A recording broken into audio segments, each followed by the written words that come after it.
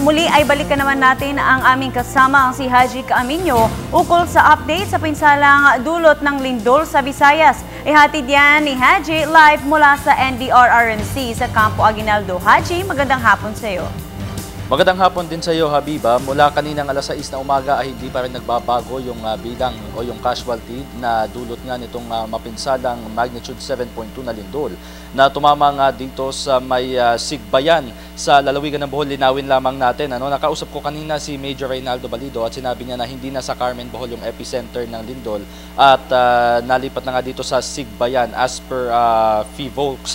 At samantala, Habiba, ay nananatili nga sa 171 yung bilang ng mga namatay at 375 yung mga nasugatan. Samantalang 20 naman yung mga nawawala. Kahapon, Habiba, ibinalita ko sa inyo na 21 yung nawawalang individual dahil sa lindol na ito. Pero naging 20 na lamang dahil yung isa ay natagpuan na natagpuan na yung isa sa may bayan ng Loon sa lalawigan ng Bohol, kung kaya naman nadagdag ito sa bilang ng mga nasawi. At samantala may dagdag ko lamang, Habiba, sa ating mga impormasyon para tulong na ipinadadala ng ating mga otoridad ay dinagdagan pa nga nila ng 4 na evacuation centers yung gagamitin ng ating mga kababayan. Kahapon ay 85 lamang yung evacuation centers, ngayon ay tinaas na nila ito sa 89 at samantalang yung mga pamilya na nananatili ngayon sa evacuation centers ay nasa 22,259 na o tinatayang o yung mga nasa labas naman ng evacuation centers ay nasa 52,994.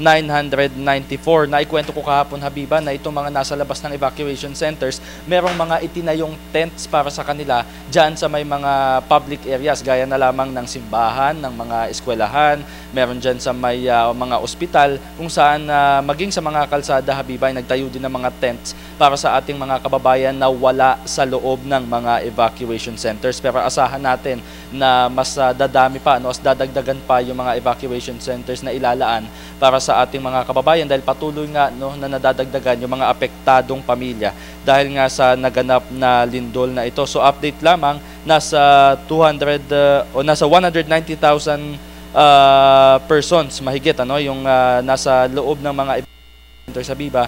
At kung kakalkulahin natin yan, ay nasa 680,150 families na nga o tinatayang 3,426,957 na mga individual yung overall na naapektuhan ng naturang lindol. At samantala, para naman sa mga tulong na ipinamahagi ng ating mga otoridad, Habiba, kaninang alas 7:37 ng umaga ay umalis, lumipad ang C-130 plane ng Philippine Air Force patungo ng Bohol para naman magpahatid muli ng mga relief packs, ng mga medical supplies para naman sa ating mga kababayan na nangangailangan. Samantalang inireport naman ng Department of Public Works and Highways, Habiba, na nasa 563 million pesos na yung kaukulang damage sa infrastructure, lalong-lalo na sa mga daan at tulay. Kahapon nabanggit ko na 27 sa mga tulay ay kumbaga 27 sa mga tulay ay nadadaanan na, Habiba, ng mga light vehicle. Samantalang yung 7 naman sa mga ito, kabilang yung Abatan Bridge dyan pa din sa may lalawiga sa may bayan ng Loon, ay hindi pa rin magagamit ng ating mga motorista. Pero light vehicles lamang yung makakadaan sa 27 tulay na yan na ng ating mga motorista. Ang Department of Health naman, Habiba, ay patuloy pa din sa pagpapadala ng kanilang mga response teams.